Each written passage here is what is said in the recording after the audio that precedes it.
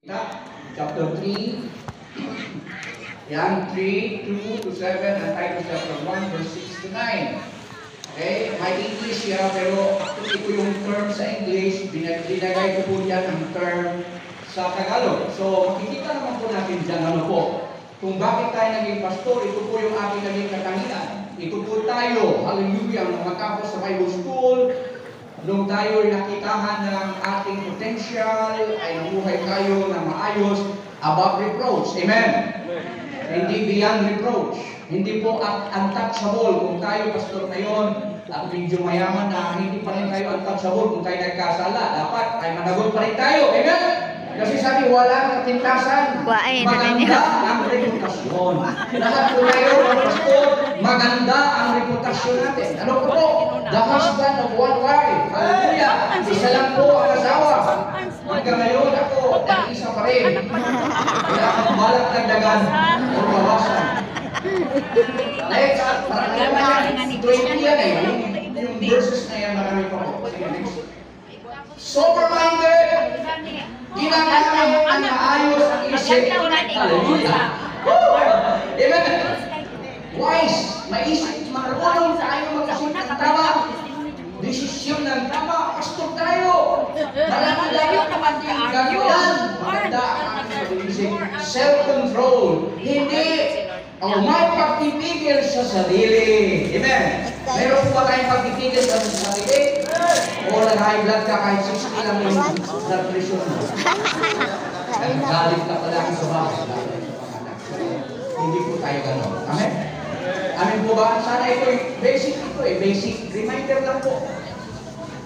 Kasi sabi ko nga kanina, hindi man branded yung church natin kung hindi branded sa world. Pero kung tayo ay may ganito, hallelujah, iba tayo. Amen? Respectable, hindi mayabang. Ang lahat ng mga pastor ng Pisigame ay hindi mayabang. Kahit mayaman na, hindi pa rin mayabang. Amen? Humble pa rin. Hallelujah! Thank you, Jesus. Amen? Amen? Amen. Hospitable. Dapat bukas ang kanyang pastoral house sa miyembro at tao, kahit buksan nila yung refrigerator, okay lang. Amen? Able to teach. Yun po ang laman ng scripture na yan. Makapagturo. Yun po ang sinabi ni Pastor Lagat kagabi isa sa mga trabaho natin. Not a drunkard, hindi na single. Of course. Wala na rin red wine. Wala na rin. Wala na talaga. Absolutely wala. Wala lang. Amen. Amen. Amen. Parang ang iba hindi nakapalapit dyan. Ay, hindi ba nakalala si Pastor eh. Tikim-tikim lang. Wala na. Ako marami naging ganyan kayo pastor sa aming pastor's fellowship. Aba, pwede pala sa kanila. Kunti lang eh. Pero sa atin hindi na. Amen. Amen. Alright, and then ako po, not violent but gentle. Hindi marahas at magagalitin. Mahinahon. Ayun. Mahinahon. Kalma lang. Chill lang. Gawin naman bataan. Dahil napakasarap na siyempre connection natin sa Panginoon. Not quarrelsome. Hindi palaway at hindi niya dapat ipagpipilitan ang kanyang sariling kalooban at kagustuhan. Amen. Kahit nasa business meeting, kahit nasa debate, wala.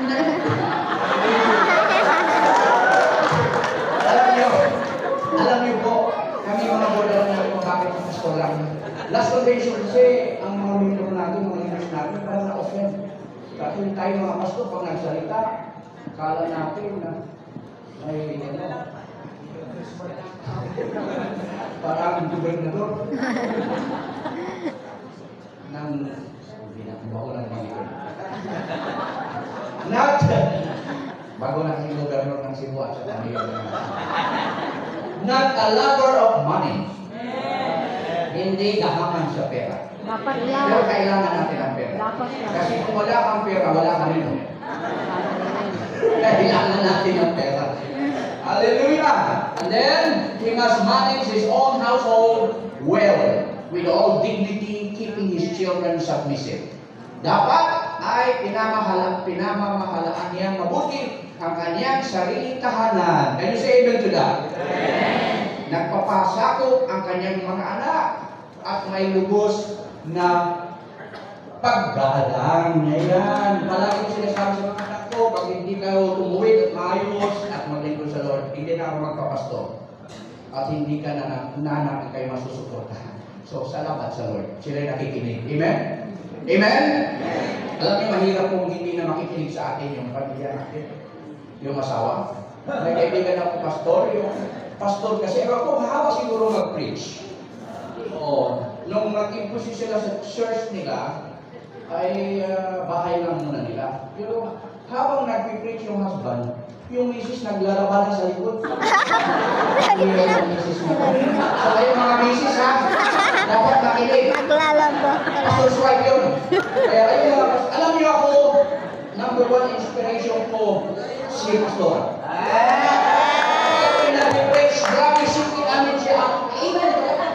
Hindi niya ako sinisip. Hindi na lang niya ina-appreciate. Pero pag maganda talaga, ina-appreciate niya. Pero kung hindi niya gustuhan, tahimik lang. Huwag na natin, di ba? Hindi po, suportahan po natin ang ating kayong mga asawa ng pastor. Amen. Amen. Kung pastor po kayo, partnership po ito ang ating ginagawa. Purihin ang Diyos. He must not be a recent convert. Hindi siya baguhang mananampalataya. He must be well thought of by the outsiders. Dapat na may mabuti siyang patutuo sa mga tagalabas. Amen. Amen. Yun po ang pastor. Yun po ang buhay ng pastor. No? And then, ano pa po?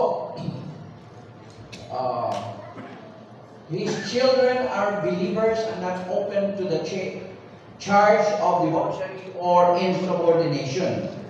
Alright? Ang kanyang mga anak ay mananampalataya, hindi napaparatangan ng panggugulo o ng pagiging suwail na anak. Kung may mga anak na pastor na suwail, noon yun, ngayon, hallelujah, mga worship leaders, mga cell leaders, gano'n na. Tama? Amen? Nakita ba natin yun? Yun ang change ng misigamit na kita natin. There's a breakthrough sa ating mga anak. Marami na po sa ating mga anak ay nagiging pastor na. Noong ako'y nasa Bible school, walang anak ng pastor na gusto magpastor. Pero ngayon, alam ko marami na po nag-resign sa trabaho, no, sa secular job para magpastor. Purihin ang Diyos. And then, he must not be arrogant or quick-tempered or greedy for gain. Hindi mayabang, mainit yan ng ulo, na banggit na rin ito kanina kasi dalawang scripture to o sakim sa pakinabang. A lover of good, mapagmahal sa mabuti, maibigin sa kabutihan. Upright, matuwid, marunong magpasya kung ano ang nararapat. Holy and disciplined, banal at marunong magpigil sa sarili. And last but not the least, he must hold firm to the trustworthy word as God. So that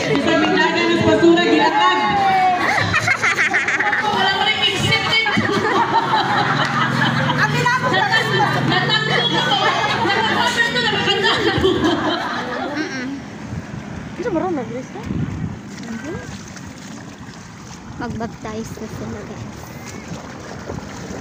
These are the people na nag-decide na magpabaptize.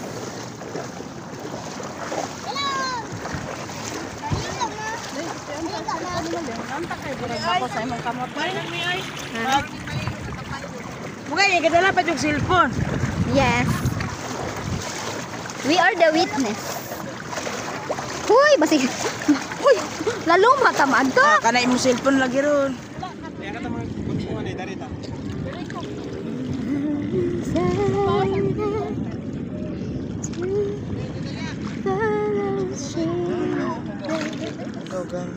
Lumot naman na. Stop! Ayaw mo mag-inom, ayaw mo mag-bansto din yung baba. Positive sa E. coli. Ayaw kanin ko lumot. Usa na siya ka hamtong inamtong desisyon tungod kay di lang yun nga kanang kailangan ko sa pagnato na reliyon o simbahan o dili tungod kay nagsamtan na ito niya ano ba gusto na ko talaga sa ginagawa ba ano sa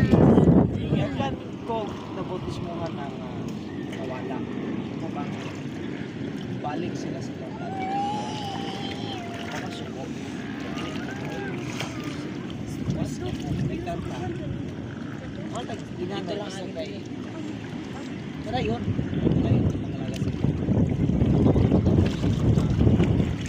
Ayaw mo bumita sa buwan. Ayaw mo bumita sa buwan. Sa Ginoo kami. Sa Ginoo Isos mo.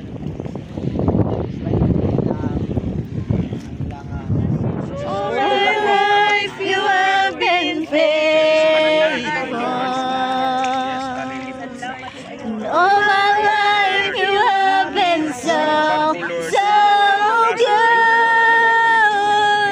Every breath that I am able, I will sing of the goodness of God.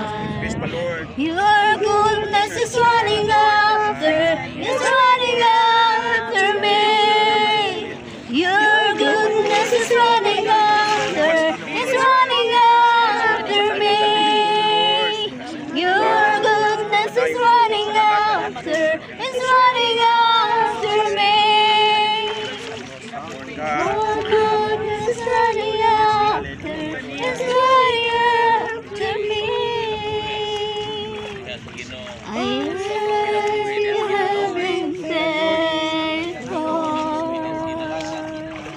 All my life you have been so good. I have decided to follow Jesus. I have decided to follow Jesus. I have decided to follow Jesus. No turning back, no turning back. I have decided to follow Jesus. I have decided to follow Jesus. I have decided to follow Jesus. No turning back, no turning back. Congratulations! Jesus! Pray, dear God, you come. Yes, this year, Lord.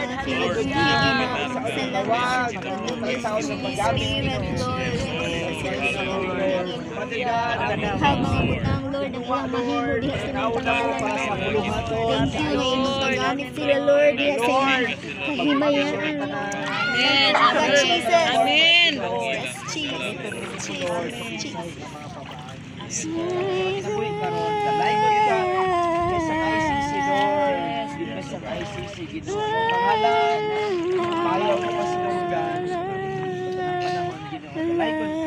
Jesus' name I pray. Amen! Congratulations! Ang payo.